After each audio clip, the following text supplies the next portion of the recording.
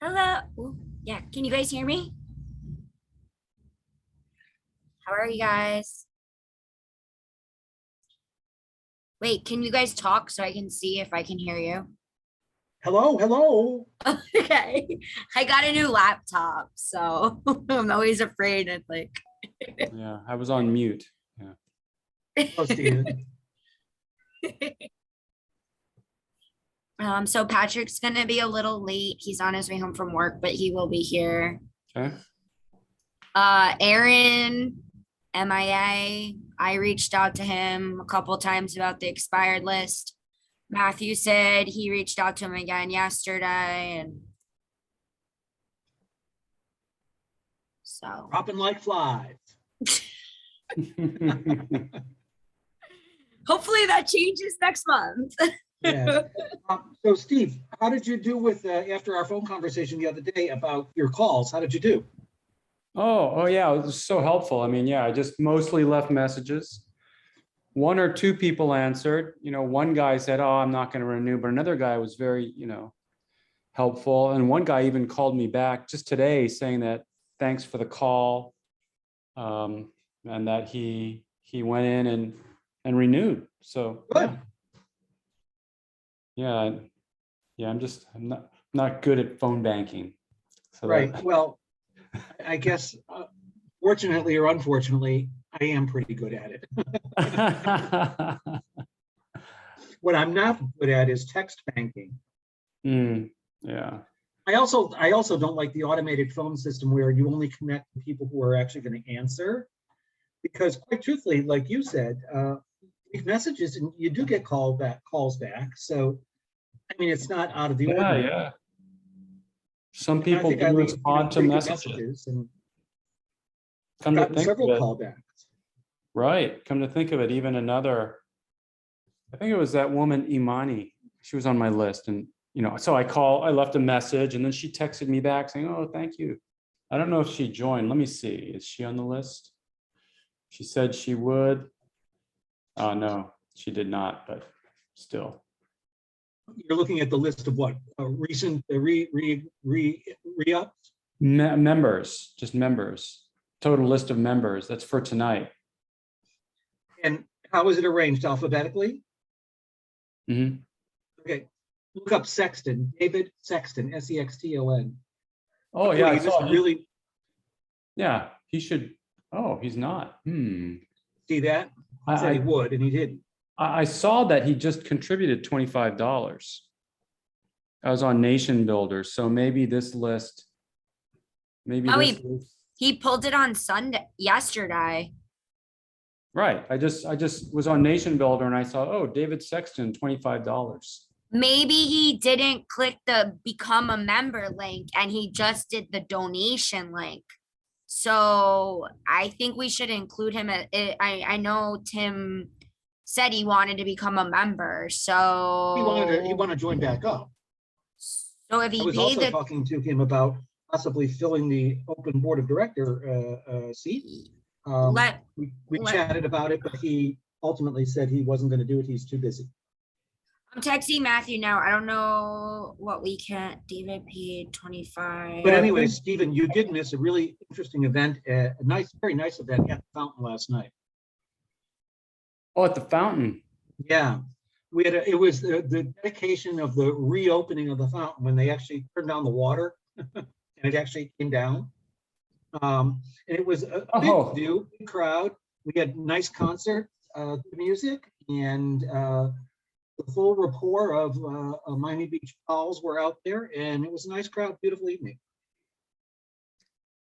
I'm looking on Nation Builder. I believe David Sexton did use the donate page rather than the become a member page. I'm sure that's what he did. So I just texted Matt. So I don't know if we can just add him or I don't know. I don't know. So let's see. I'll make a note to myself to reach to him tomorrow. Can he change that?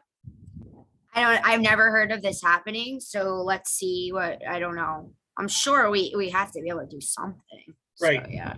Well, for all I know, he might have done that on purpose. I'd be surprised, but. Yeah, I think it went on to the donate instead.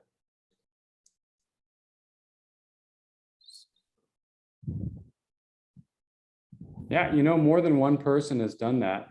I know. I mean, So, I could see it happening is what I mean. right. Yeah. Because you just think you pay $25, don't Yeah. realize there's an actual member link. Yeah. And then you think you paid your $25, but you didn't do the correct one. Yeah. A lot of people did that. Well, nobody that I called told me that they did that, so. Yeah, but they may not know. They may just think they paid the $25. Yeah, but what I'm saying is that if they did that, they would think that they signed up for membership. And when I call them and tell them they're not a member, then they would say, but, and I would say, Yeah. yeah, I'd never heard of that. So. Yeah, I'm seeing several people who donated. $25. 25. Wow. All right, let me let the people in. Oh my God. Also, just to let you guys know, I let Matthew know. There's this guy, Anthony, and he's here right now. He came to the Christmas party. Mhm. He's been messaging me like crazy late at night about that the police and people are accusing him.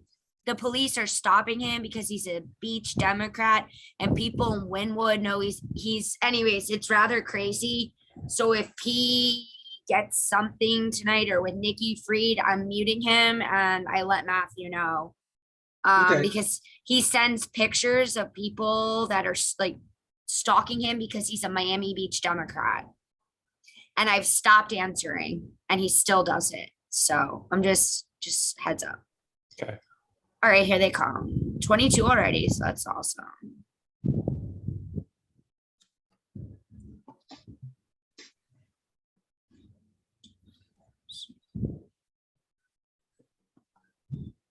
Hi, everyone. We're just letting everyone in. We'll be getting started in a couple minutes. Matthew is out of town on business for work. He wished he could be here. He said he misses us all. So I will be running the meeting. If you don't know me, I'm Amanda Knapp. I'm our vice president and outreach chair. So yeah, we'll give a couple minutes and then we'll get started for a very exciting meeting tonight. Mhm.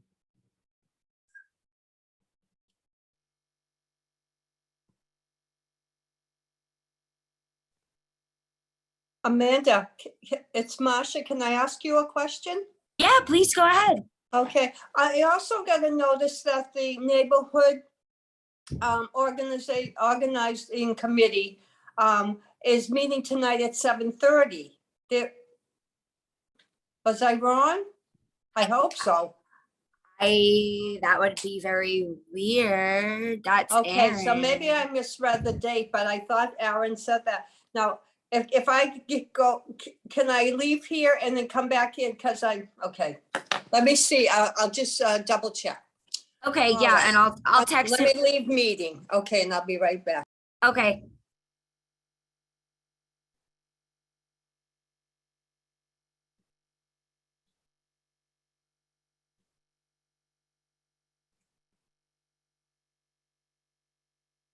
Also, I'm gonna pop in the chat the minutes from last month.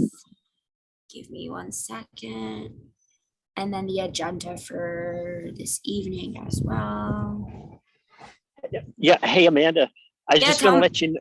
Yeah, I was just going to let you know my battery's at 20% and I'm at the beach. So I'm like, so if you know what I'm saying, if we go along or something, I don't know how long my battery will last. Okay, sounds good. So hopefully, do you think we'll get to the question and answer with Nikki? You know what I mean? Because I had some questions for her. Yes, so I was told she'd be here at 7:30. Okay, 7:30. So I hope I last that long. Yeah. Come on, Barry. Looks like you're on the beach too. No, I'm on my balcony. Oh, whoa. Can you see the cruise ship in the background? Can you see the cruise ship? Yes, I can. Is that awesome? So So, oh, Marcia is back. And then when she's here, we'll go ahead and get started.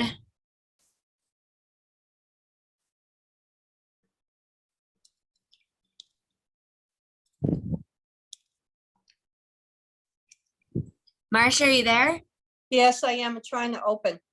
What okay. happened? Well, that's all right. Yes, it did say 7:30, 8:30 last Monday of the month, community organization meeting, and I got it last Monday. Isn't this the last Monday? Yes, but usually our meeting is on the third Monday. Maybe he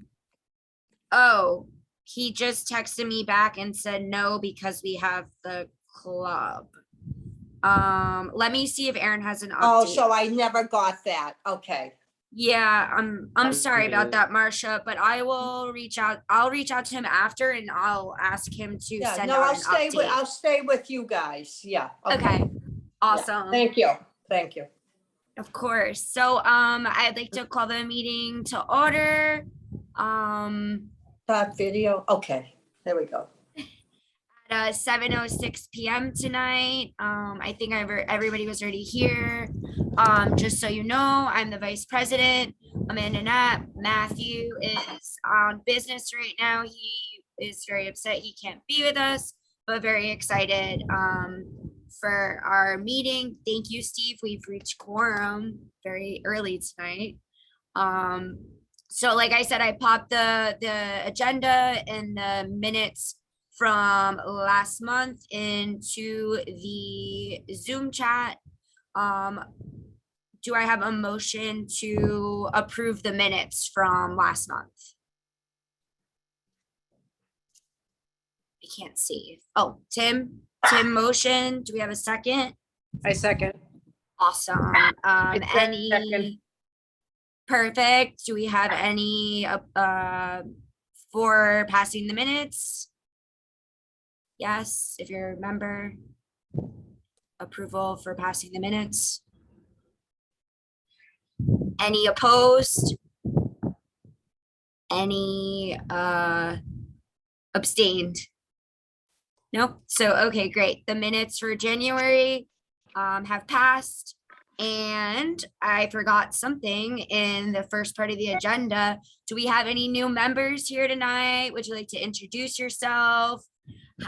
Hi, Richard. Do we have any new members that want to speak? I feel like I know a lot of us, but I do see some new names. Anybody want to introduce themselves? Tell them where they're from. Hey, Richard?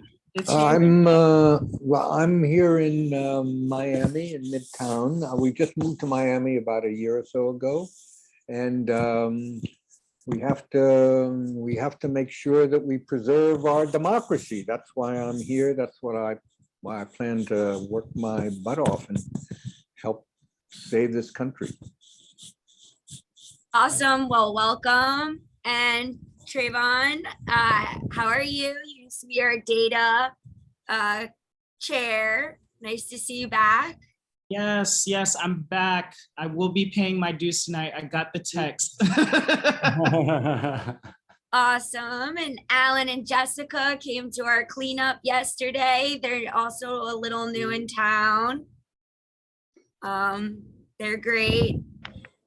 So happy to see all these new people. We had our cleanup yesterday, which I'll talk about. We had new people joining. So I guess it's an election year and everybody's getting excited and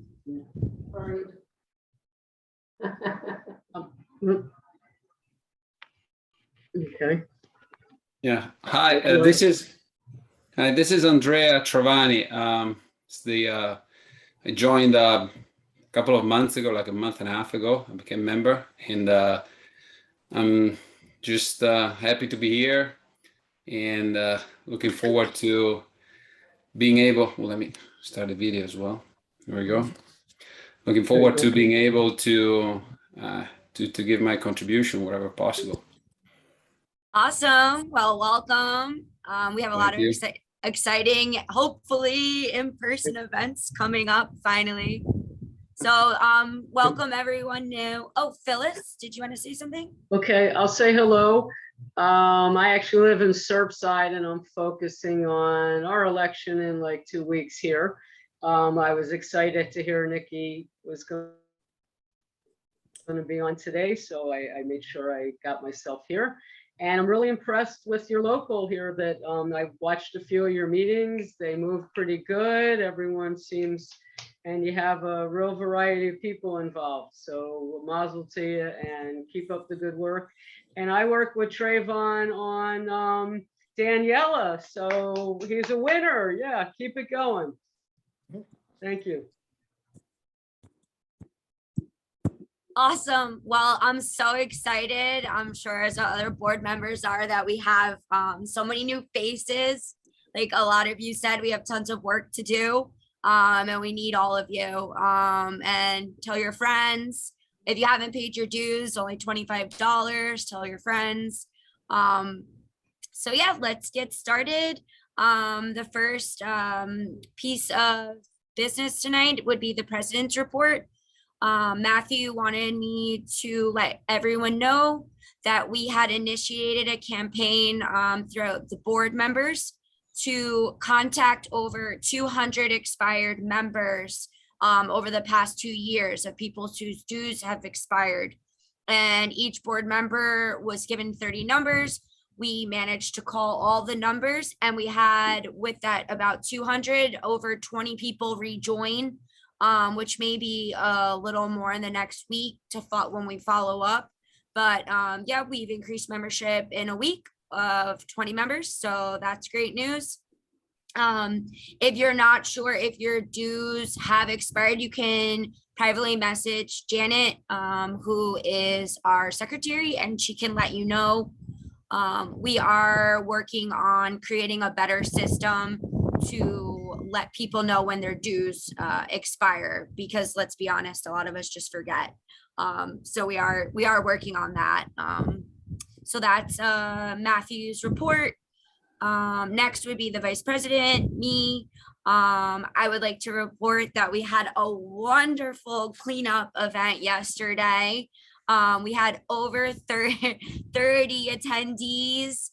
We had 5 kids who were there for community service hours. If you don't know, in Florida, to get the Bright Future Scholarship, the high school kids need to complete a certain amount of hours to be eligible for that scholarship. So we did have 5 come out. We had some great new people. As I mentioned, Alan and Jessica were there. And big thanks out to Dave and Dara from volunteercleanup.org. They're also members of our club, but they take the time to create this organization that's countrywide. And they go around doing cleanups all over Miami and help organize. So they dedicated their time, which they would normally charge companies and organizations to do corporate cleanups. So they always do that for us for free. It's a lot of work. They have to bring all the supplies, lug them. So Dave and Dara, great for us. And also we definitely want to give a big shout out to Stephen Cohen and Commissioner David Richardson for providing the wonderful lunch. It was delicious. And I think all the volunteers really enjoyed it. And we talked after, and we all hung out a little bit. So that was nice. And then State Rep Michael Grieco showed up and cleaned up, and mayoral candidate Michael Gongora also showed up and cleaned up. So it was really nice to have some elected officials and candidates there. So, and last but not least, thank you to all the volunteers who came out. We picked up over 95 pounds of garbage and probably like 1 million cigarette butts. Yeah. So, Yeah. Ah, oh, and Linda was Lovely. Linda and me. And Tim. Absolutely. Linda, me, A lot and of Tim. plastic, though, a lot of plastic, yeah. Balloons, everything. So yeah, and the final thank you, which I almost forgot, to Stephen Mendel of the Marseille Hotel, who always generously gives us their space for free. The venue is so beautiful in the back, and they really provided us with nice food. So it was a great event. Hoping to start doing more of those upcoming this year. So that was that. And one thing that we all did learn yesterday, and if you want to get involved, is the city has a deal with Coca-Cola that it's 10 years and only all city locations, venues can only sell Coca-Cola products. They are in the midst of renegotiating that contract, and they are arguing and trying to negotiate that Coca-Cola will no longer be able to sell plastic bottles. So all of the products would have to be in aluminum containers. So if you're interested in getting involved, Dave and Dara has asked us to call our commissioners and urge them to supporting this contract. Michael can, sorry, what, Linda? Weren't they gonna send us like the language and everything, a quick email? Then Yep, you were gonna share it with the club. Yep, It's just easier for all of them. yes, I Okay, emailed them today, and as soon Great. as they get that to me, Okay, I'll terrific. send it Thank out. you. Yeah. So, but because it's excellent. just to point out, right now, David Richardson and Kristen Rosen Gonzalez, they are the both commissioners who are supporting this. So you can call them and tell them thank you, but the other commissioners have to get on board as well. So once I get that, I'll send it out. And then the other piece of business is we will be starting our day of actions again. On Thursdays, the first Thursday of the month and the third Saturday of the month. Both will be on Zoom, but the Saturday will actually be at the gathering, and also Zoom. So we're trying slowly to get in-person events back. So that is my report. And I believe Janet, you are up next for the secretary report. Hi, everybody. And hearty welcome to our new members. We, as Amanda was saying, we've been making a real effort to try to get our membership numbers back up. I mean, I think they peaked in 2020 with, everybody wanting to defeat Donald Trump, and they've been sort of slowly ticking down. So we're trying to encourage people to join, and I mean, it's great because we have some great programming. I'm really excited to hear from Nikki Fried tonight. So I know that a lot of people joined the meeting for that. And so we try to bring you interesting things that are of interest to our community, as well as doing all the volunteer work and the voter outreach and whatnot. So thanks for everybody who rejoined as well. And so I'm happy to report that we're back over 100 members. We now have 116 members. We always encourage everybody to tell their friends about the club and encourage them to join as well. And we, as Amanda said, we're going to hopefully have new in-person meetings again soon. So it could be a little bit more of a social thing where you can see people as well, as opposed to just being sort of sitting in your apartment looking at a computer screen. But that's kind of where we are for now. So thanks to everybody who rejoined, and that's my report. And I think, yeah, Patrick, you're here. The treasury report, please, Patrick. Hello, everyone. Our current bank balance is $7,128. And that picked back up from some of our sponsorships of the lunch, which which Amanda was talking about at the Marseille, which was really nice. And right now, actually, they just changed the reporting tool, so I have to export all the expenses, but I'll put the details of the incoming and outgoing money in the chat in a minute. I just have to export everything because they just changed it. Used to be able to see everything on the screen, but now I have to do a little bit of work. But the current bank balance is $7,128. So. Thank you. And that can get much bigger with donations. And members.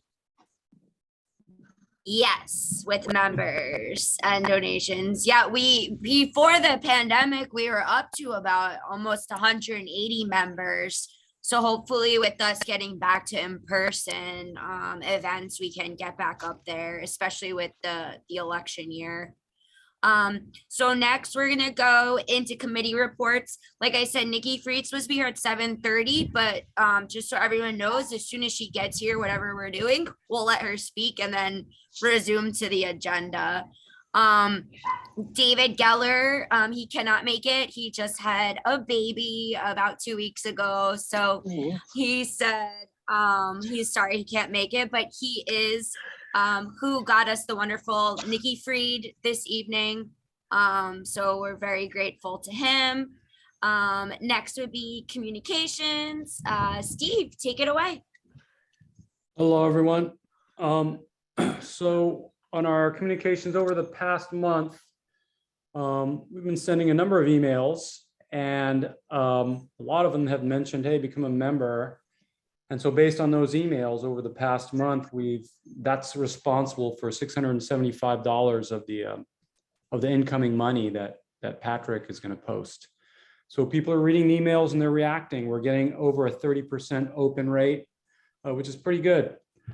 On our social media front, we're kind of looking for people to help us. So if you want to join the communications committee, get in touch with us. We're looking for people who can help us on social media, creating graphics, any of that kind of stuff. We'd love to have you.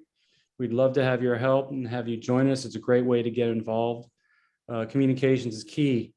So I'm going to drop my email into the chat and my phone number. And if you want to join the communications committee, please get in touch. That's it. All right, and next up, unfortunately, we have a vacant fundraising committee chair. So if anyone new is interested, please let us know. Just so you guys have a little background about our board, we literally do everything together, so you're never alone. We all talk to each other through text. We're all friends. So if anybody knows anyone who would want to be the fundraising chair or you're interested, please let us know. You won't be alone. So we all work together. But yeah, so we do need a fundraising chair. Next would be the neighborhood building organizers. I just spoke with Aaron. He is in a meeting right now, but he said he should be able to join once it ends. So if he does, we'll give him a chance to speak at the end. Outreach is me. I already gave my report. And Bill Warren, our programs chair. Good evening, everybody. It's good to see your faces tonight. Hopefully sooner or later we will be able to meet in person, but until that, we got to make do with what we have. Let's see, the biggest thing that we're working on right now is the Pride Parade that's coming up in April. It's April the 10th. And I think we have previously announced that as in the past, this club, we will have a float in the parade where it's a double-decker bus like we've had in the past. And we are, I guess we've already paid for our entry to be part of the parade because there was an early bird discount for paying early. But the biggest project in preparation of that right now is the fundraising, because we always try to make sure that the cost for the parade does not have to come out the treasure for the club. So as in the past, we've sold sponsorships. So far, we have the platinum level sponsorship, the $500 sponsorship. It has been purchased already. by Schlesinger Law Office out of Fort Lauderdale. They purchased the $500 level. So we have levels at $200, $100, and we do have a member support level of $20. So we need to raise close to $2,000 to cover all of our expenses. And we're hoping that we can do that again this year, as we have in the past, with selling our sponsorships. Now, there will be information coming out to everybody. I know Steve from the communication committee is working on getting some information out this week. Right, Steve? Yes.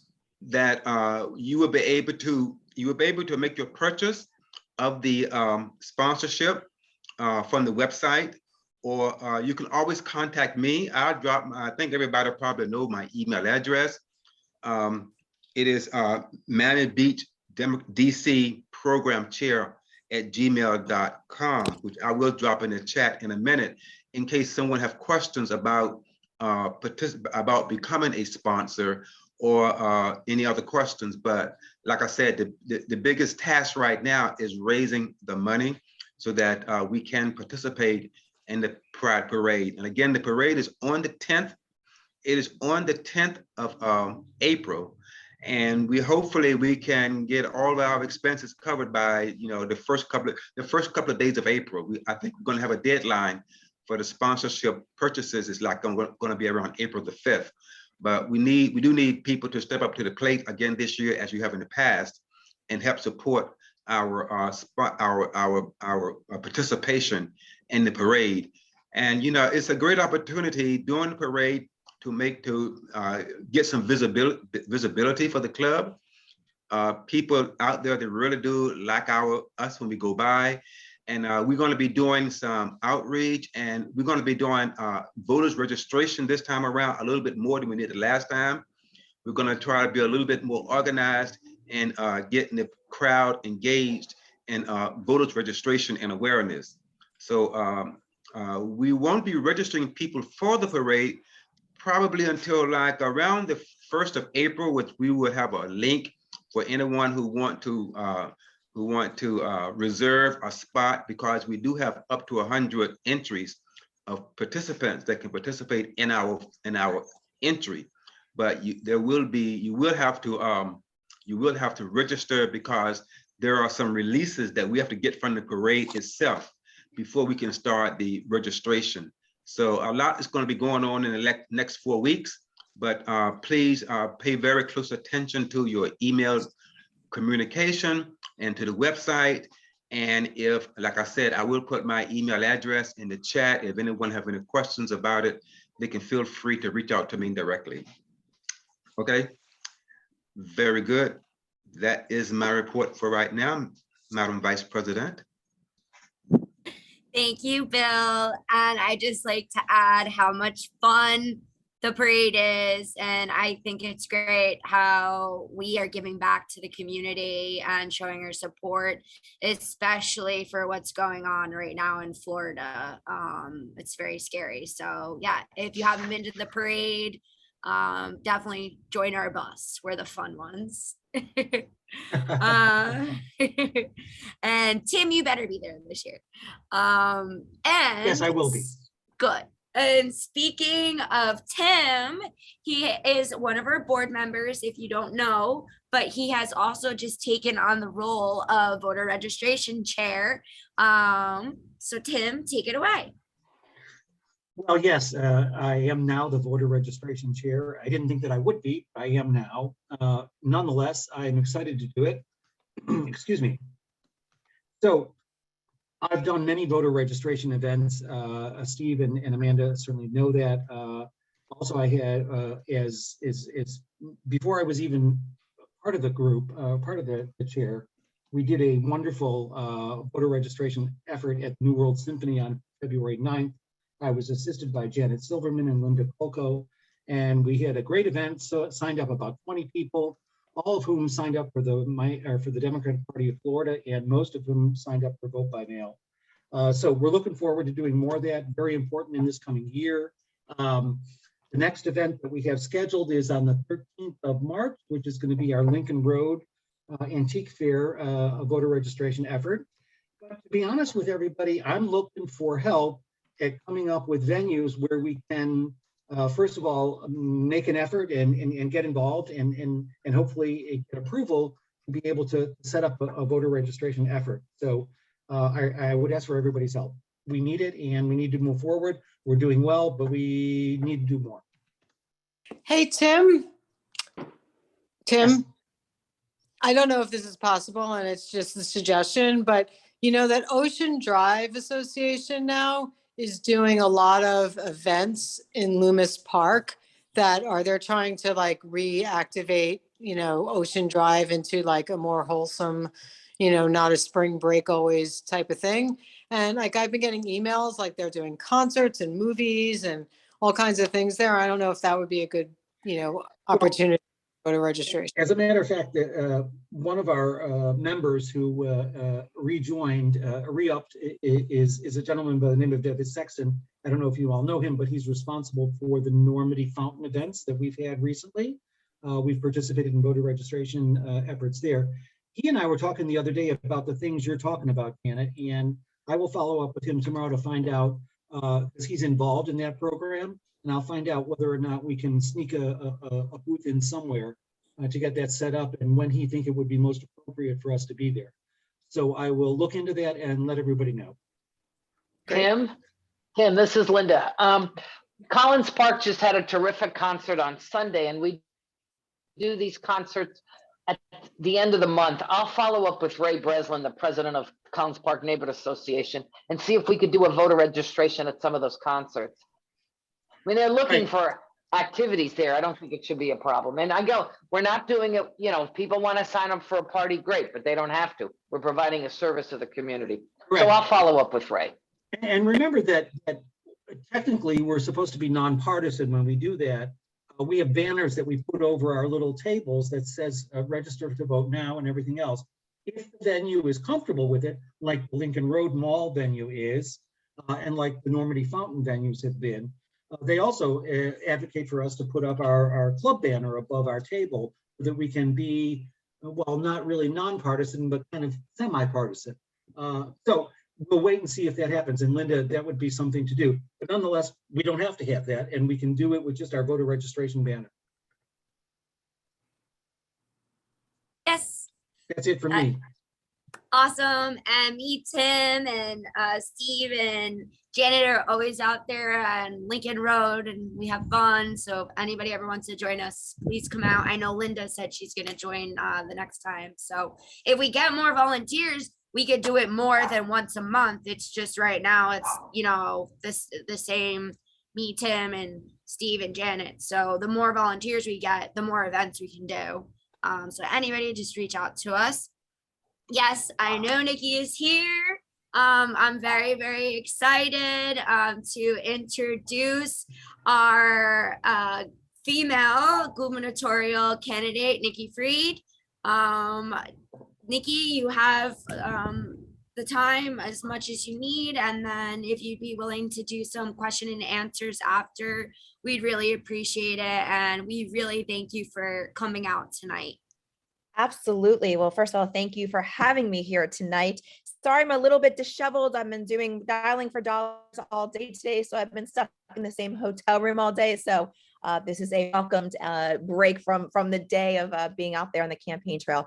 But truly, really an honor to be here with you all. As you all know, I'm our 12th Commissioner of Agriculture, our only statewide elected Democrat. Certainly not a job that I had signed up for when I ran in 2018, was hoping that the rest of us would get across the finish line. But I was it. And so from that moment of inauguration until this day, I have been our standard bearer. Being up there in Tallahassee every single day, being the only person in our state to stop complete authoritarian dictatorship from Ron DeSantis.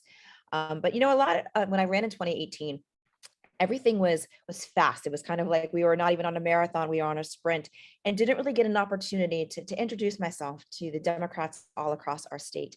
And then with COVID, there haven't been obviously a lot of events and a lot of programs. So thank you for giving me this opportunity tonight. So just a little bit background, born and raised in Miami. went to Palmetto Middle, Palmetto High School.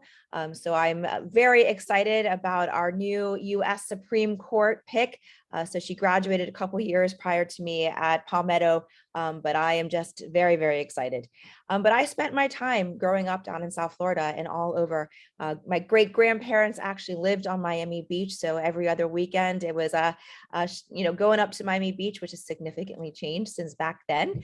But certainly it's been such a pleasure to watch, how Miami Beach really has grown into such an incredible place for everybody to live and to really raise families, and it's just been amazing. But so born and raised in Miami, was taught at a very young age that when you see an injustice in society, in the world, you stand up against it and you fight. I've been doing things my entire life, such as soup kitchens and Habitat for Humanity and gay pride parades when I was in high school and middle school. Was very involved in my youth organization, which is B'nai B'rith Youth Organization. So spent a lot of time just giving back. And that was who I am. I was taught also a phrase called Tikkun Olam, which means to heal the world. And that is who I am as a person, every ounce of energy that I put into. And to the University of Florida, where I became the first female student body president in almost 2 decades, where I got my undergrad, my master's, my law degree, and then started practicing law and went from Jacksonville and practicing in commercial litigation, hating every single moment of it, went back to Gainesville, where I was in the public defender's office, where I really saw the injustice of our criminal justice system and saw how if you don't get the right attorneys, or if you don't get the right state attorneys or police officers, you're screwed. And saw that there was so much that I needed to do and to fight to fix those opportunities for people. And then I came back down to South Florida, where I was working with my dad, who called me up and said, "Hey, Nick, we got a problem. These banks have taken advantage of people across our state, and now they're foreclosing on their properties. Come home, let's protect these people." And so came home back to Broward at that time and was in the Tri-County courthouses every single day, fighting for the people of our state and standing up against the banks and making sure that there was an advocate in the courtroom every single day for the people of our state. And then I grabbed my resume back at the beginning part of about 2011 and went up to Tallahassee to fight for foster care children and fight for expansion of access for medical marijuana and fighting for our foster care children. And what I saw every day was that the corruption of government and the corruption of big businesses started in Tallahassee, and saw that if you weren't with the big corporations and you didn't have money to give to legislators, bills were killed, and good pieces of legislation for the people never made it past the finish line. And that's when in 2018, I said, I'm tired of yelling about these things. It's time to get up there, change policies, get to work. And that's what we did. I promised the people of our state when I ran in 2018 that I was going to be a champion for everything from kicking the NRA out of my office to expansion of medical marijuana to protecting our environment. And every day, that is what I have been doing, fighting for the people, using my bully pulpit as commissioner to fight for our environment, to make sure that everybody has a complete and thorough background check for the concealed weapons program, and have been in there stopping the DeSantis administration and being that loud voice, making sure that he's being held accountable and calling out the nepotism and the corruption and the bad policies. And so when I decided to run in 2022, it was because I felt in my heart that the people of our state deserve so much better.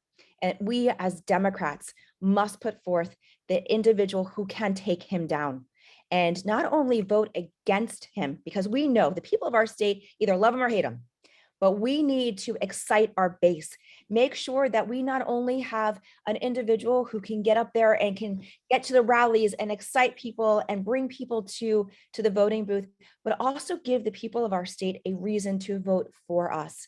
My lifetime of accomplishments, giving back to the people of our state, my leadership as commissioner illustrates that I am that fighter, that I am that person who is determined every single day to make things good for the people of our state, to see the corruption of Tallahassee and to put a final stop on it. We've had 25 straight years of one-party control of our state. And what has that done for us? We see buildings that are collapsing on us because we reversed, the 5-year requirement to inspect our buildings. We see an education system that is being funded 47th in the nation. Our GDP is larger than most countries around the world. And yet we're funding education at the bottom of the barrel for our future generation. We have an environment that is collapsing. We have an unemployment system that failed the people when they needed it the most. And we have an economy that is not working for the people of our state. You know, growing up in Miami, and now it's Pinecrest, where I went to school. Where's my teachers living? Certainly not living in Pinecrest. Where's our first responders living? Not anywhere in any of our big metropolitan cities in our state. And so we're forcing the people that are getting up every single day, whether they're defending our state, teaching our kids, they're living in unattainable conditions because they can't have a good quality of life, because they're not being paid what they should be paying. And our housing crisis is a crisis. We've had 25 straight years that we've been gutting our affordable housing trust fund. And so what does that mean for the rest of us? It means that there is no supply for affordable housing. And so while the governor has been so excited about all the people he's bringing down to the state, what about the people that are living here? What about the people that have been living here generation after generation? He's forgetting about them. And we have to make sure that we are standing up to this and we're turning the tides for our state. I've been doing it. I know how to get it done. I've a proven accomplishment, not only winning statewide, which, as you know, is not an easy feat in our state. I know how to make sure that we are not only exciting our base, but getting people across our state to want to be part of something bigger, to try something new. We as Democrats have been doing the same thing over and over again and losing. That is the definition of insanity. And so we've got to try something new. We've got to turn this page of 25 years of one party control. We got to roll up our sleeves and we got to get to work. And the only way that we can do that is with your support. I was listening a little bit to your voter registration drive efforts. Thank you.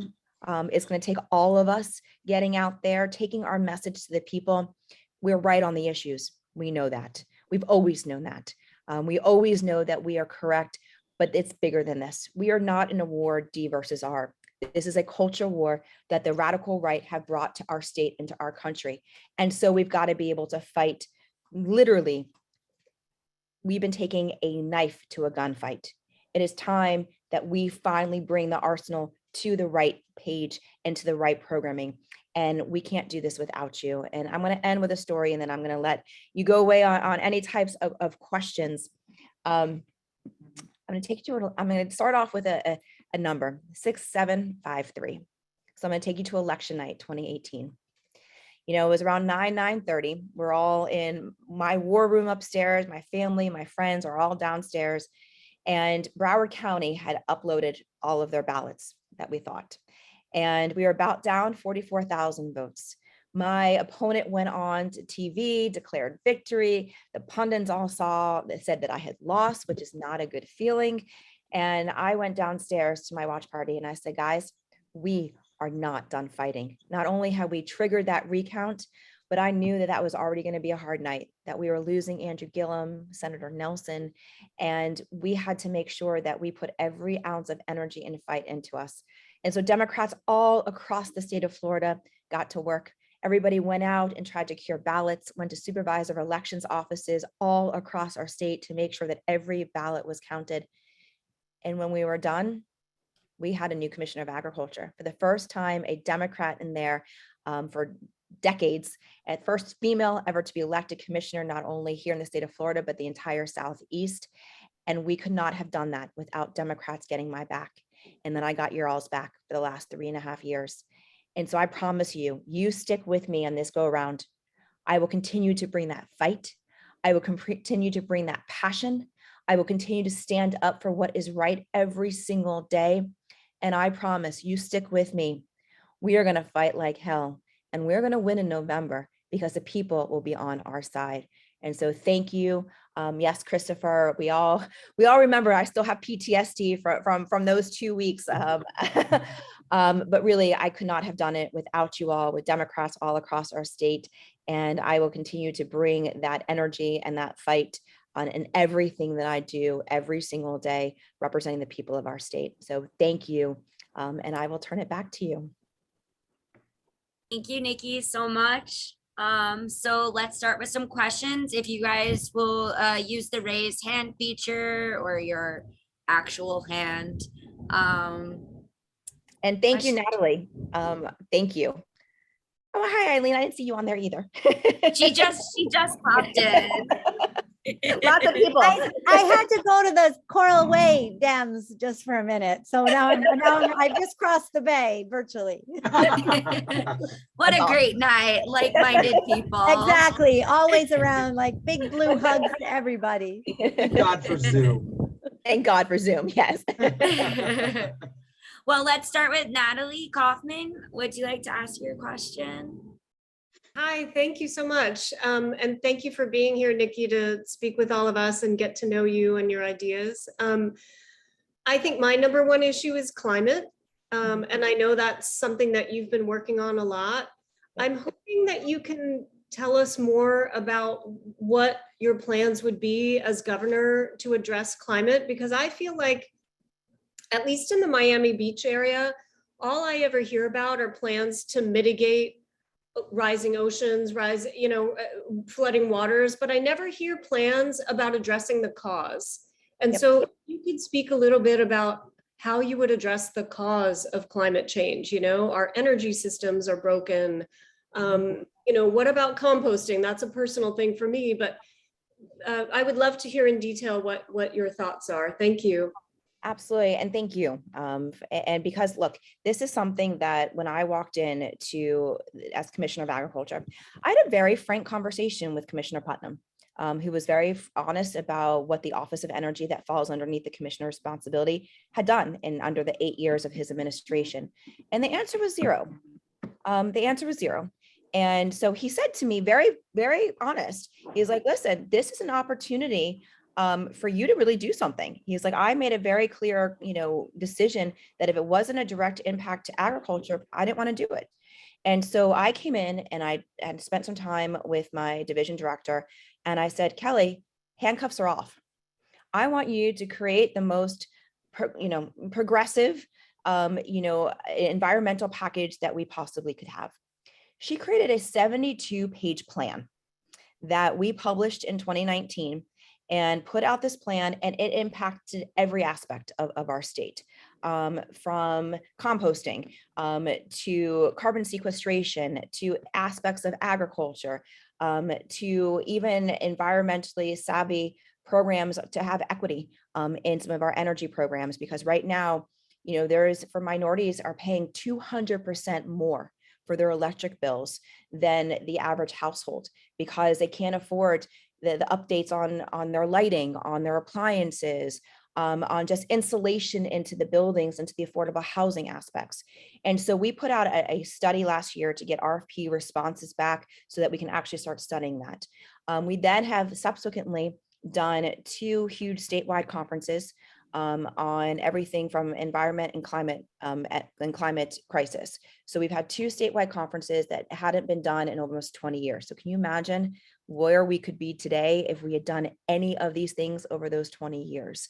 And so we've been hitting a lot of that stuff and have been that voice of reason, and including we just finished doing our polystyrene and phasing out of polystyrene in the state of Florida for the 40,000 different entities that I regulate. Unfortunately, it gets to the legislature for ratification. And what do you know? Legislature is not taking it up and isn't doing anything. We have put forth legislation after legislation for the last 3 years. So my plan is very out there. It has been out there of things that I would be doing. In fact, I even wrote the Biden administration when he first took office, and it was a 40-point plan of things that we could be working together on the federal side and to the state side, everything from electric vehicles to reduction of greenhouse emissions. In fact, we just started another rulemaking process last week for elimination of greenhouse emissions by 2050 and working through some of those. It's everything. We've done nothing. We have done nothing. It's even, just building on the infrastructure and the conversion, from septic to sewer. There's so much that needs to get done, and we haven't had a governor who has cared, to be completely honest. And the other thing that we have done is when we first took over, no one's going to be surprised by this, that basically the way our best management protocols work in our state is that it is up to the Department of Agriculture to help create the manuals. of basically how to be more environmentally savvy. And then the manuals go over to Department of Environmental Protection, and they then approve the manuals, and then we enroll the people into the program. And when somebody's been enrolled in the program and doesn't comply, they're supposed to go over to DEP for enforcement. Can anybody understand guess how many cases were sent over before I took office to DEP? Zero. Since taking over, it's almost been 7,000. And so just seeing this leadership and taking this seriously and being able to come up with a game plan is how we're going to make these shifts, and actually having a plan in place. DeSantis likes to talk about the environment. He doesn't know anything about the environment. He understands the billions of dollars that the Everglades Foundation and Trust has in their back pockets and gives him money through that, but knows nothing else. I mean, he wouldn't even be able to have a conversation about the environment and things that need to get done to fix the environment. He would have no clue where to start. And we've got a plan. It's been out there. And certainly there's a lot more to be done. But we have a great framework to start from, and it is literally everything. Thank you. I think before, Linda, did you have your hand up? Trying to go in order. No? Okay, Christopher, we'll do Christopher, Tim, and then Joyce. Christopher? Hi, Commissioner Freed. Good to see you. Just following up on that question, which I totally appreciate. It's top of mind, I think, for a lot of people in Miami Beach. But I was hoping you could weigh in on actually a fight that is going on currently in the Florida legislature, kind of instigated by one of our monopoly utility companies, FPL, that they, yes, net metering, you know it. So just briefly, for those who don't know about this, we have a great rule in place in Florida right now that dates back to 2008 that lets people install rooftop solar on their houses, on their homes, and that's kind of an expensive proposition to install that. And then if you produce excess energy during the day when you're not at home or whatever, you can sell it back to the grid, quote unquote, and get a credit back on your bill for that excess energy that you produce. So you're giving the energy back to all of the neighbors around you. And that credit that you get over time helps pay off the cost of installing the solar panels on your roof. And it's that rule has really helped kind of grow the rooftop solar industry in Florida. It's been great. FPL, our utility company for this part of Florida and for the majority of Florida, wants to kill that rule. They want to get rid of it, and they've got two great bill sponsors in the Senate and the House that are trying to kill that. And anyway, to cut the story short, I don't want to filibuster, but I just want to know, first of all, your reaction to that legislation, and second, how would you approach the Public Service Commission? The governor has enormous power to nominate people to this body that regulates the utility industry. So that's my question. All right, so first off, I have been vocal in opposing of the net metering bill. So that statement has been out for a little bit, so much to the point that the actual CEO of FP&L called me last week and asked me to stand down, and that was not my response. So, and I was like, why are you concerned about little old me opposing your bill? So we feel pretty good.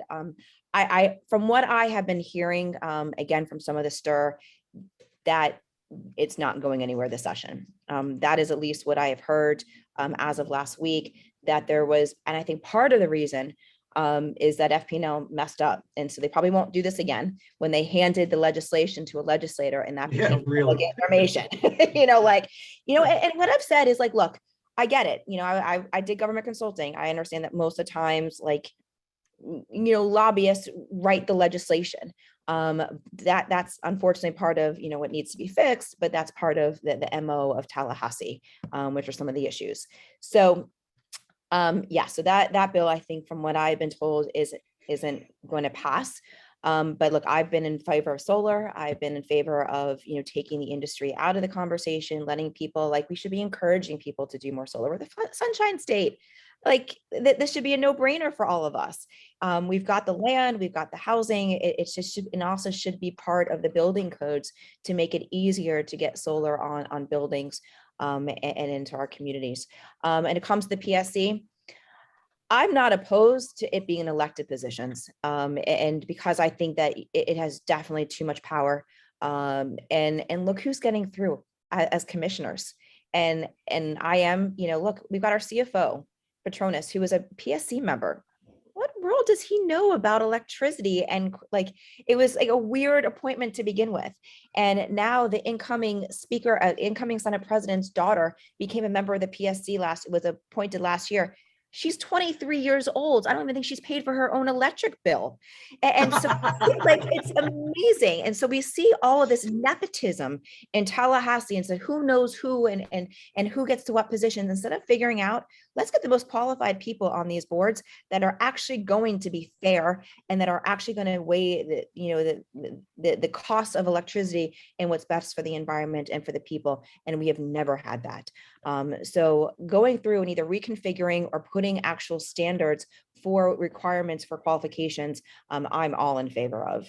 But what we've got now is not working. I mean, we see it. And I called them out 2 years ago when you've seen that they haven't even met any of the benchmarks for what they're supposed to be doing every single year. And the PSC is not holding them accountable, and they're just letting it go. Thanks, Nikki. And the next on the list is Tim. Okay, well, thank you, Commissioner, for joining us tonight. We really appreciate having you.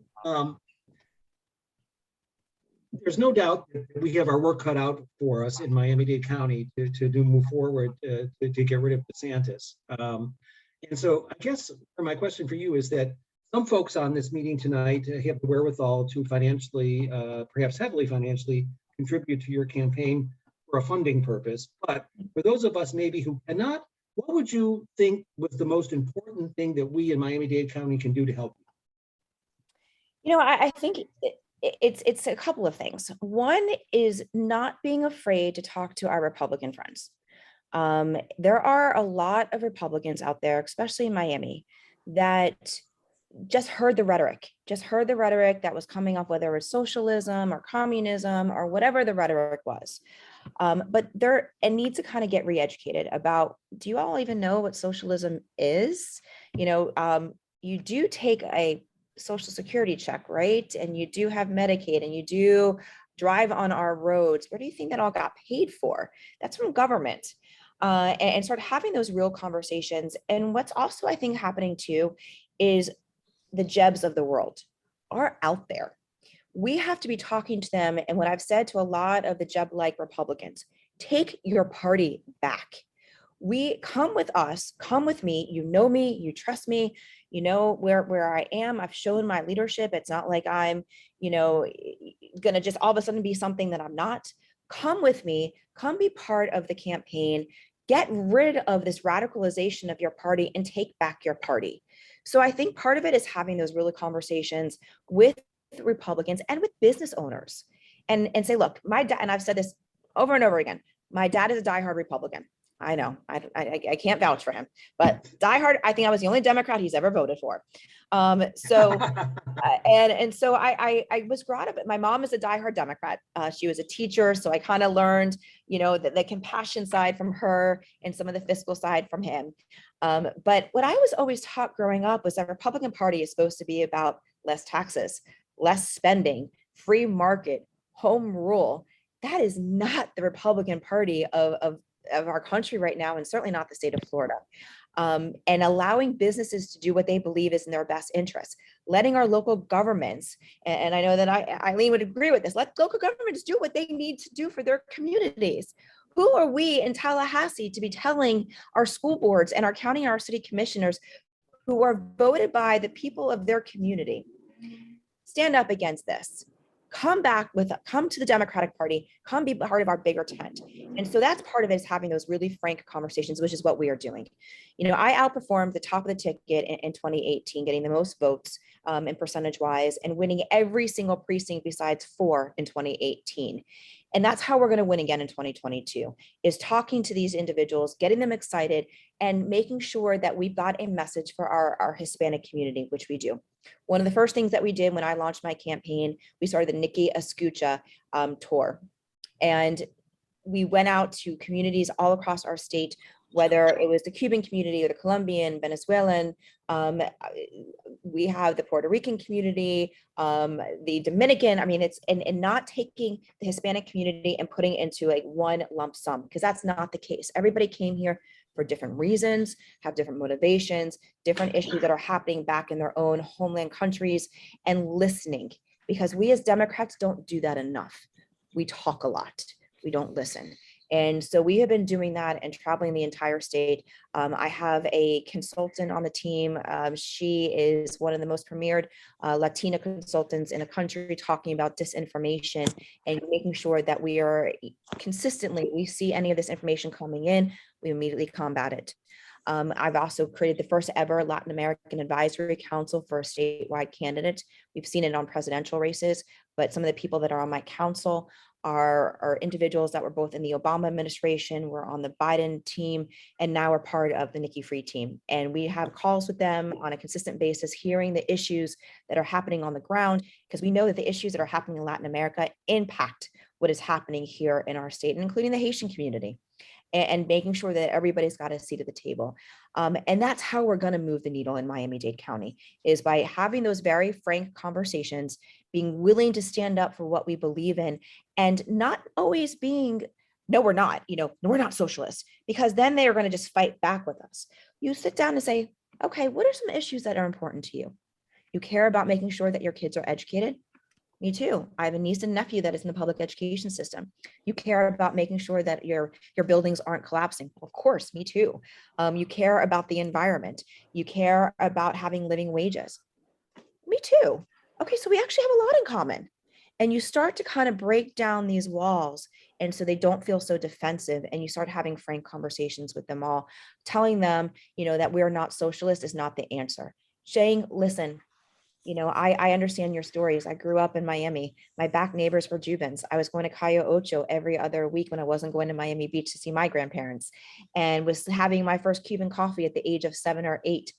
I understood. I heard those stories. I heard the stories of why so many of our people here fled their countries, because of the oppression, because the governments were taking away their rights. And you came here to America. Let's fight for democracy together. And that is the way that we're going to get through to so many people in our state, and especially in Miami-Dade County. Thank you. Awesome.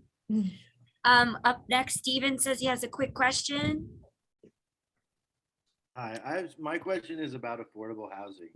And my question is along, because I've looked into a lot of these PACs. I ran for office before, and a lot of the people that are funded, that are winning office, are funded by the developers.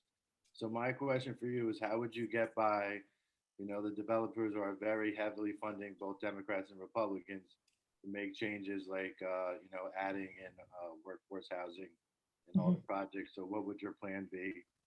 And what's your plan to get young people out to vote in Miami-Dade County? Yep. Well, thanks, Stephen. And thanks for running for office too. It's definitely not an easy decision to ever make, to put yourself out there. So thank you for deciding to run. Look, affordable housing has to be a priority across the board. We have not funded affordable housing into any capacity in the last 25 years. And so one, we've got to fund it. We got to pay for it. We got to start building. We have to. And it is not an option. And certainly you've seen these Republican governors not care. And so there has been mismanagement of the program. We sent back $500 million to the federal government last year because the DeSantis administration didn't know how that they were going to manage the program. And so I think that it's important that you have a game plan, that we're building more affordable homes that are closer to, whether it's the Metro Rail or, all of the other different, mass transit across our state, where the hubs of people are, that we're building up and not out. And that we having some parity in these contracts, because people are making, we see so much fraud. So much fraud in these affordable housing projects. It's mind-boggling, but no one's been looking into it because, as you were saying, the developers are funding the campaigns. And I can tell you that the people that I'm beholden to is you, point blank. I don't care how much money I get from whoever across the board or none of it. My priority is always and has always been the people of our state. And so while the developers may have, have their hands in the cookie jar with the legislature, I can guarantee you and promise you that if Sadowski Fund not only is not funded to its full extent, or in fact is not even increased, the entire budget gets vetoed. It's point blank. It's either they're going to work with us and we're going to figure this out, or we're not. And then we're going to be in special session all throughout the year until they figure this out. And making sure that we're also building homes that are more affordable in general. I've been meeting with companies that are actually doing a really cool project in Boca, where they are doing 3D printing out in Texas using hemp materials, less costly and better for the environment, better durable, and then they're shipping it over here to Boca. So not only are they creating programs where it's less, the housing to build is cheaper, but it also gives people opportunities to then purchase them. Because again, at the end of the day, that is still the American dream, is home ownership. And how do we make sure that even when we're building affordable homes, that people can afford to actually buy them? So that was the first part of your question. And young people, look, young people that we have been and that I've been talking to are excited about my campaign because the things that they really care about are threefold that we have been seeing. One, legalization of marijuana. Check. 2, the environment. Well, you hear my platform on the environment. And 3, making sure that their peers are safe in school from gun violence. Issues that I am kicking the NRA out of my office, filing lawsuits and protecting our local control when our local government sued, when they tried taking away preemption for gun control, finding loopholes in my concealed weapons program, have been one of the strongest champions to protect our kids, and both in growing up and as well as in high school. And so that's how you get them there. And most importantly, giving them a seat at the table, where so many times we as elected officials or campaigns go and ask the young people to show up and vote, and then we forget about them. Instead, they need to be brought into the campaigns, need to be brought into the administration and given them an opportunity. And I am committed wholeheartedly to recreating a bench, which we haven't done. We spend so much time in our races talking about the top of the ticket, the US Senate seat, the congressional seats, the governor's race, and we don't take the money and we don't put it down. We don't engage the DECs and the caucuses and clubs and the people that are running for House and Senate and our city and county commissioners. And so we've got to take so much of the money that is coming into our state and send it down ballot, because that is where also the next generation is coming from. That is when we're building our bench, and they're the ones that are out there door knocking, and they're the ones that are going to organizations and to events. And if we don't empower them, how are they going to get people to the polls? And we got to be bottom up, not top down. And we as Democrats have been doing these campaigns all wrong. When we empower the bottom of the ticket and build that bench, look, I'm running for governor, but I'm not a career politician. I don't want to do this the rest of my life. I want to come in, I want to make a difference, I want to make changes, and then I want to pass the baton to the next generation, because they're the ones who have to continuously be in this fight, because it is them who is taking over from the mess that our older generations have been creating. Well, on behalf of all of us, Nikki, thank you so much. I have your staff member's email. Anybody who wants to reach out to me, you guys have the email as well. But we're really looking forward to fighting with you in this next, I don't know how many months, 6, 7. I do have something on my phone that is a clock that ticks down. A countdown, yeah. Countdown app. Well, at least till August, and the primary will be out there doing voter registration or day of actions, getting Democrats involved. Thank you so much for giving us the time. Well, thank you for what you do all day long and being out there. Truly, candidates like me and elected officials can't do this without you. We can't. We're one person, and this is a very large state. And so having your voice and being out in the communities and willing to work, we really are so grateful. So thank you for all that you do. Florida Blue. Yes. Have a good night, everyone. Stay safe out there. Good night. Thank you. Right now, thank you. Yes, yes. Thanks. Excellent. Excellent. Bye. Bye. Awesome, everyone. I bet we could have stayed there all night and have talked to her, but she probably has another event to jump on to. So without further ado, I will let program chair Bill Warren introduce our next guest. Okay, well, I won't take up much time because I think everybody probably have seen the announcement. But in recognition of Black History Month, which we barely got it in the last day of Black History Month. Yeah, you really we are did. going to show our recognition of the month by having a guest speaker tonight. We have a professor, Charlton Copeland from the University of Miami Law School, who's going to give us a brief presentation. Charlton, he's been with the University of Miami since 2007. He was a 1996 graduate of Amherst College, and he got his JD at Yale Law School in 2003. And with that said, I am going to turn it over to Charlton for a presentation for us tonight.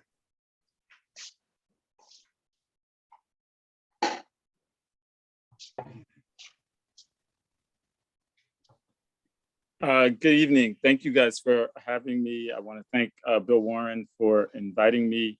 I don't normally sit on Zoom with my screen off, but since I believe this was a particular meeting, I didn't want to sort of crash your meeting. So I'm going to be fairly quick. But I'm going to start off by saying something. I'm a student of American politics, American institutions, American political parties. I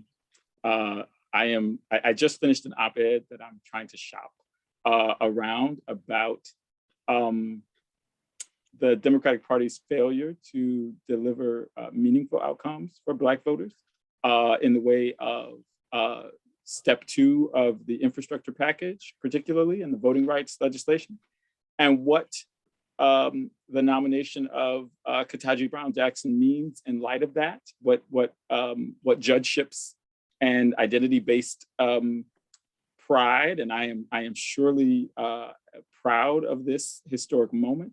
But what we must make of them, and what the party must make of them, and what are the limits of these kinds of things. And so Bill asked me to talk about Ketanji Brown Jackson, and I text Bill back and I said, hey, in light of Black History Month, I want to talk a little bit more about the context in which she comes to us. And so I'm going to do that. I'm going to share some slides with you if I can. And to sort of think about the party relationship between judicial nominations and particularly Black women on the bench.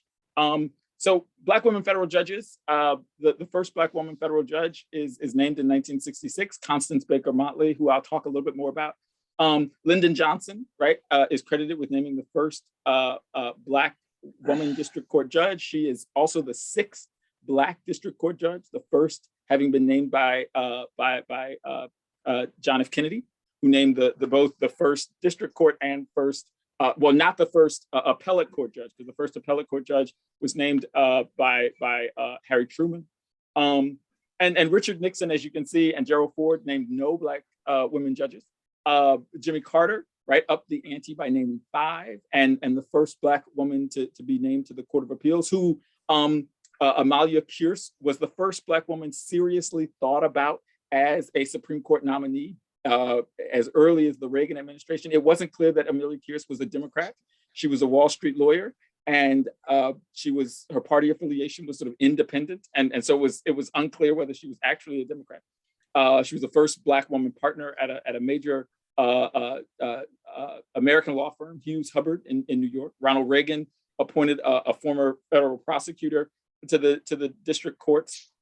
George W. Bush appointed. H.W. Bush, appointed, this is wrong, I messed up because I accidentally put the courts of appeals as well. George H.W. Bush appointed 2 Black women district court judges, but no courts of appeals judges. He appointed Clarence Thomas and another person, but not women.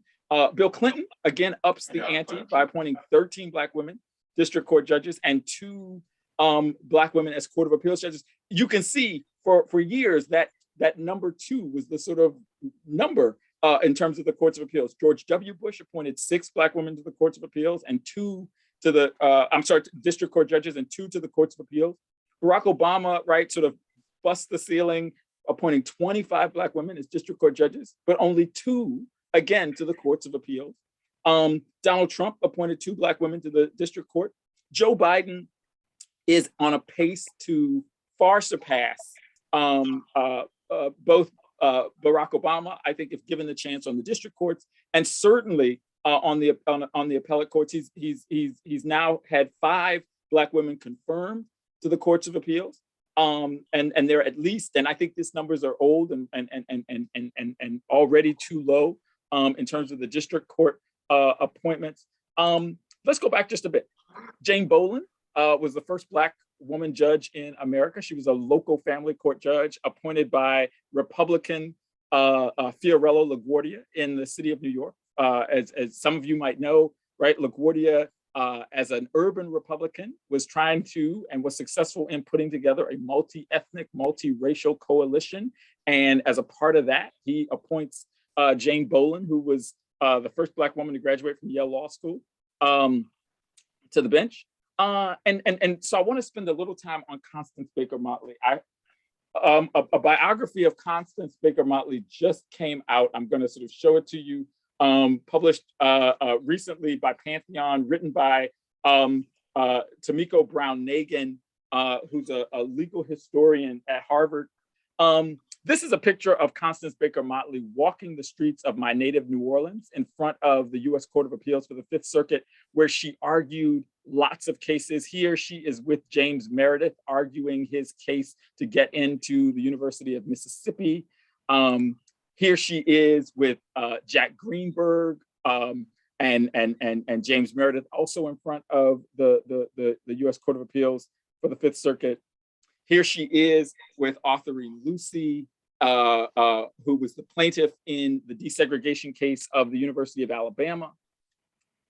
Here is the sort of Emmy award-winning journalist, Charlene Hunter Galt, who integrated the University of Georgia and whose integration of the University of Georgia was at the legal level led by Constance Baker Motley, all the way up to the Supreme Court.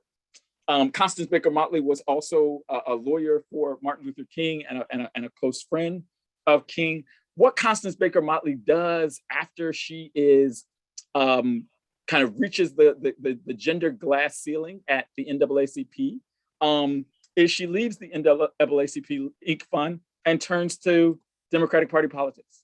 She becomes the first Black woman elected to the New York State Senate. And she becomes the first woman elected as president of one of New York City's boroughs. She became the Manhattan Borough president in 1964. In 1966, she gets nominated to the bench by Lyndon Johnson. And this picture is a picture that I sort of snagged, but I wish I'd snagged a different picture, because the picture that I didn't snag was a picture that also includes Lady Bird Johnson. That is to say, Lyndon Johnson knew this was a historic moment. He wanted this to be a historic moment. He wanted to secure his bona fides as the sort of civil rights president. He wanted to sort of best the legacy of John F. Kennedy. Originally, Lyndon Johnson wanted to put Constance Baker Motley on the U.S. Court of Appeals for the Second Circuit. But there were some questions in her nomination. To go back to the conversation you guys were having earlier about communism, a young Constance Baker Motley, right, during the New Deal was a kind of left-leaning person. All sorts of claims about her communist sympathies and her communist attachments, and even her alleged Communist Party memberships were raised during her confirmation hearings. Lyndon Johnson refused to pull her nomination. As you know, history is, she takes her seat on the district court, but she takes her seat only after significant questioning about her qualifications. The ABA rated her simply as qualified, not well qualified in its rating systems, despite the fact that she had argued 10 cases in the US Supreme Court, and having won 9 of them. And the only case she lost was subsequently overturned by the Supreme Court subsequently. She had a superb educational record. She'd gone to NYU undergrad and Columbia Law School. But despite that, there was a question about the narrowness of her practice. There was a question about the sort of politics of her appointment as a woman and as a Black woman particularly. And so there were real questions and challenges. But she took her seat on the on the U.S. District Court and became the chief judge of that court years later. Again, the first Black woman who got appointed to the Court of Appeals and who again was a sort of serious contender to the U.S. Supreme Court was Amalia Kearse, right? She was a contender in the Bush administration. When Thurgood Marshall died, there was a kind of brief mention of the possibility that she might be appointed to the court. There was even in the Clinton administration, the seat that went both the seats that went to Ginsburg and Breyer, right? Amalia Kearse's name was in the mix. But her name was in the mix in part because she was the only one, right? She was up until that point the only Black woman on the Court of Appeals. And then we get to the present moment where there's actually a kind of short list, right? A short list that looks like a pool of women who might be serious contenders for the Supreme Court, including, not to feel too old, right? Two of my classmates from Yale who are sort of on this list. One of them appointed to the Courts of Appeals recently by Joe Biden, and another who sits on the California Supreme Court, right? And again, part of this is the pipelines that have been opened by the sorts of policies and politics that the Democratic Party has supported over the last 50 plus years, right? You think about the path to the Supreme Court of Ketanji Brown Jackson, right? She's been confirmed numerous times to the court as a member of the Sentencing Commission, as a district court judge. Here she is being sworn in by the judge for whom she clerked on the Supreme Court. And finally, I end with this image, right? This image of Joe Biden and Ketanji Brown Jackson and Kamala Harris, Vice President, to say without question, right, that the nomination of Ketanji Brown Jackson is clearly political. It is clearly political, and the answer is so what, right? That party politics is, as political scientists have told us, as we know, it is one of the central mechanisms by which people are integrated into the project of American democracy. It is, party politics is a mechanism for the representation and broadening of representation of our institutions, right? We all laughed when Republican Party nominee Mitt Romney said he had binders full of women, and we rightly laughed. But there's something quite right about it. There's something quite right about major political figures recognizing that they've got to keep binders of the diverse constituencies of their parties. I think that the Democratic Party, to the extent that, right, is to be congratulated on an ever broadening commitment to representation in American political institutions, even as I, right, in my op-ed, push the party with the push that is one form of progress. We got to move forward on other legislative forms of progress and policy forms of progress. And but again, this is a story of the Democratic Party, and it is a story of which the Democratic Party ought rightly to be proud. So that's my moment. Thanks again, Bill, for having me, and thanks so much for having me. Awesome. Thank you so much. Does anyone have any questions? I just learned a lot of stuff today. Oh gosh. I got to make a point. I found out something interesting, that Judge Motley and Judge Jackson was born on the same day. Oh, were they really? They're born on the same day, 49 years difference in their age. Wow, that's interesting. But they were both born on the exact same day. Wow. Wow. That's quite a coincidence, huh? That is a wonder. I mean, literally, this is That's thank you, because I learned that. I didn't know that. There you go. I can teach the professor. I didn't know that. Wow. Anybody, any comments, questions? Yeah, Amanda. Yes. Can you hear me? Yeah, Okay. we can hear you, Anthony.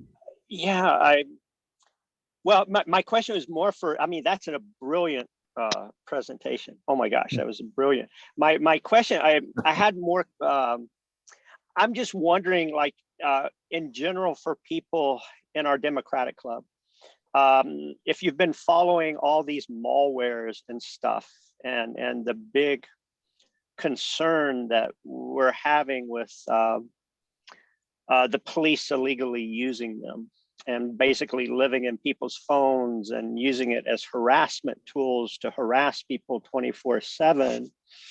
And of course, in the Army, I did work for the NSA, and it's basically Trump's getting this huge advantage over us by using malwares. And no wonder we're going to face an uphill battle in midterms when you can be in your opponent's phones and computers and know what they're doing. So anyway, it's a real concern for me. It's something the Democratic Party needs to be aware of. And we've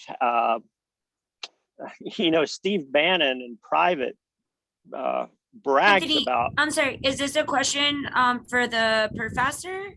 Oh, no, I'm sorry. I thought that you were opening up for I'm sorry, you were asking Okay, I'm questions sorry. for the professor. Dr. Copeland has to go, so I just wanted to finally thank you so bad. much, Dr. Copeland, and we really, really appreciate you coming tonight. Thank you for having me. Thanks so much. Thank you. Excellent. Bye-bye. Thank you Bye. so much. We learned a lot. Thank you. Thank you. My apologies, Amanda. I thought you were it's okay. opening up the floor to questions. No. Okay, so we have about a couple more minutes. We have Christopher Richmond, who is the president of the LGBTQ Caucus. So he is going to speak about quickly about an event. I'll let him explain. Thank you so much, Amanda, and thanks for letting me make a last-minute announcement. I am the president of the Miami-Dade chapter of the Florida LGBTQ Democratic Caucus. We represent the LGBTQ community to the Democratic Party in Florida. As you all know, there is a slate of very discriminatory anti-LGBTQ legislation that is going through the Florida legislature right now, including the Stop Woke Act and the Don't Say Gay bill. I just wanted to highlight an event that is being held tomorrow on Miami Beach at 6 p.m. You want to come across watch the news from with me? Can you guys hear me? Yes. Yes. Okay. So there's an event there's a rally tomorrow at 6 p.m. Actually not in Pride Park, but right across from the Miami Beach City Hall to rally against the Don't Say Gay bill. This is being organized by a nonprofit organization called Safe Schools South Florida, which some of you may be familiar with. Scott Galvin, the councilman from North Miami, is the leader of this nonprofit. They work to create safe spaces in Florida schools, a lot of gay straight alliances, et cetera, things like that. So the rally is tomorrow at 6 p.m. I'm really hoping to see a lot of allies there. And they just ask that if you come, please wear purple in solidarity if you have purple.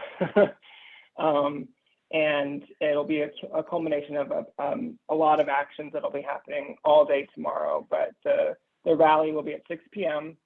at Pride Park, right across from Miami Beach City Hall. They do have a permit from the city of Miami Beach, so this is a permitted rally. And we just invite everybody to come out and show your support for LGBTQ youth who are facing some pretty nasty legislation in Tallahassee right now. So thank you so much. I'm happy to take questions offline too. I'll try to put, I don't think I have time, but Steve or did any of us, I know the LGBTQ sent out the email, but maybe we could post it on our social media, Steve? Oh, yeah, we did. Okay. We amplified the message, Facebook, Twitter, Instagram, we posted out there. Awesome. Thank you, Steve. Purple, 6 p.m. City Hall. Yep, that's it. Perfect. Nice to see you, Christopher. We miss you. Good to see you. Yep. And then And I re-upped my membership after you texted me, Amanda, so thank you. Awesome. Thank you.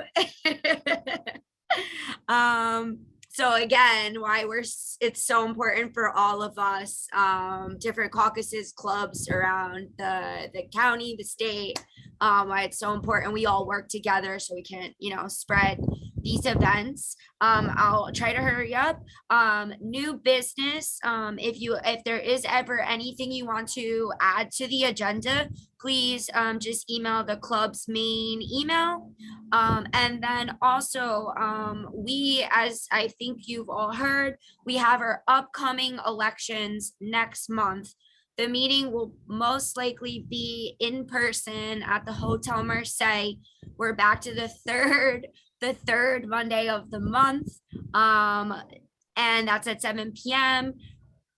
We will also have the Zoom hybrid portion. For example, I will be in New York, so I will be joining on the Zoom and seeing all of you people in person, and I won't be there. But part of new business for the elections, I would like to give a chance for anyone to speak who is either running for re-election, or if you are going to run for election, just a quick, your name and what position, and one sentence, if anybody would like to speak.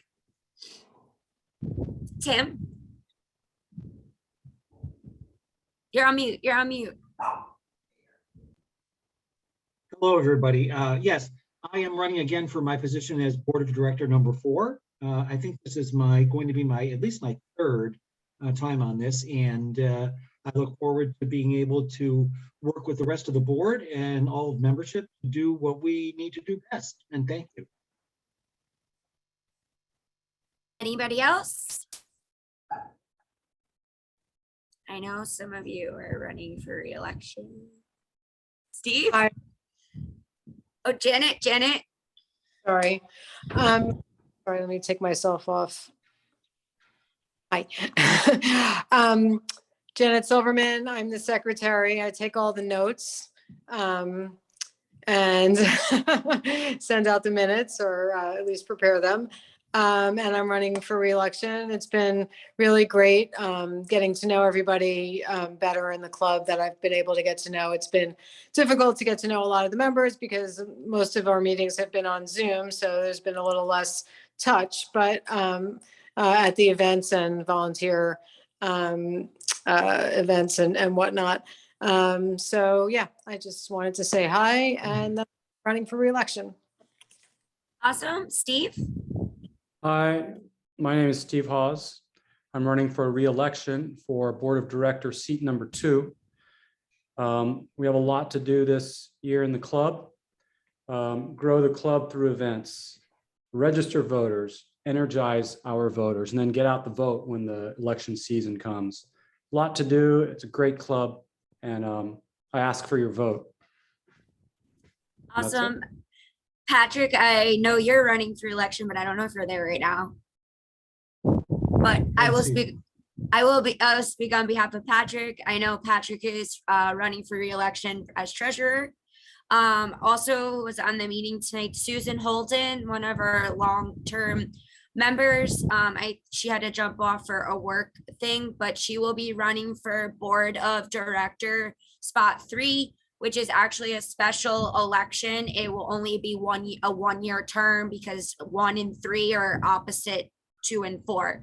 So Susan Holden, she has been a member since we began the club. And then there's no one else. I am running for re-election, vice president. Most of you know me. We still have no one for president. Matthew is not running because of work, his new job. So if anyone left on knows anyone who wants to run for president, please email the club.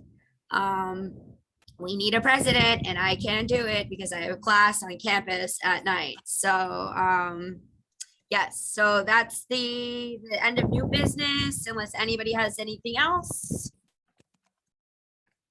Run for office, yes.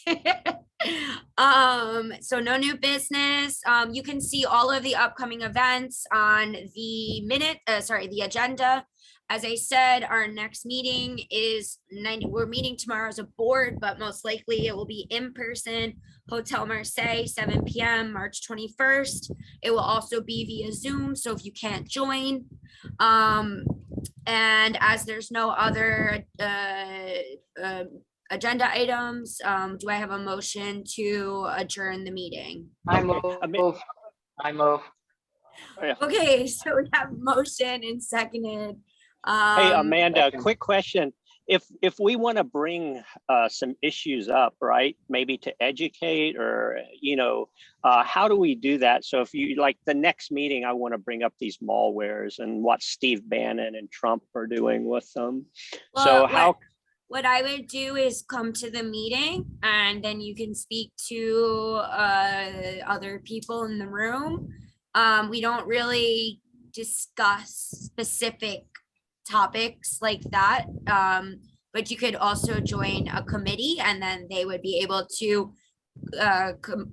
create some type of programming, but we don't discuss of the current events at the meetings as there would just be too much. Okay, in New York that we did stuff like that at my Democratic club. So it's different. I'm having to learn how you guys do things. So. That would be more of the social time. You could discuss it with different board members and different members. Okay, cool. I have one question. Steven? Yeah. Can you guys just send out what seats are, who's running and what seats are open? Yeah, it's every seat. Oh, but who's running? Yes, I believe Steve, we send you a bio and then are you gonna send them all out at once or how? I think that's how we've done in the past, like whoever's running sends in a little bio and then we mail it out to everyone. We post them on various places. At the moment, we don't have any, I don't think we haven't sent anything out, Stephen, about who's running for what. But we have sent stuff about what positions are open, which seats you can run for. It's on our website. And I think we mentioned it in pretty much all of our kind of newsletter style emails. But as we collect the names of those people who are declared to run, we will be publishing a list of people who are running, as well as a little bio write-up, whatever that they send us. Yeah, and I can say as of now, no one has, and we've done outreach for the president, as you know, and Susan Holden has announced just for board 3, but the rest of the ticket, the people are running for re-election, and we will publicly send that out. But as of now, we don't have anyone for president, and Susan Holden, because that's vacant, that spot right now. But yeah, we'll get that. Parliamentarian is also open. Yes, sorry, I forgot that. The parliamentarian is also, we have no one. So we have no one for president, parliamentarian. Yes, and just so everyone knows, you can be nominated on the floor. So even though we may send it out before the day of, nominations are permitted. Amanda, someone is asking if Aaron can give an update on the organizing committee. Yes, sure. Yes, it's Yeah. very late, but Yeah, it'll be quick. Who is it who asked? Marcia. Marcia. I'll reach out to you directly, Marcia. We need to get that going. And basically the gist of it is I've been organizing a gala for the last month. And so I haven't gotten my act together, but we're going to be meeting in this month and we're going to figure out the time that works for everyone. We used to be doing third Mondays and we're going to figure out the time, but I'll shoot you an email directly. awesome. Thank you, everyone. I think we voted on adjourning, right? Yeah, we already adjourned. We already adjourned, Amanda. I'm trying. Well, everyone have a wonderful night. We'll send out those updates and the meeting update after we have our board meeting tomorrow. Thank you so much, everyone. That was a good meeting. It was a good meeting. Thank you. Bye. All right. Bye. Okay, good night. Bye. Bye.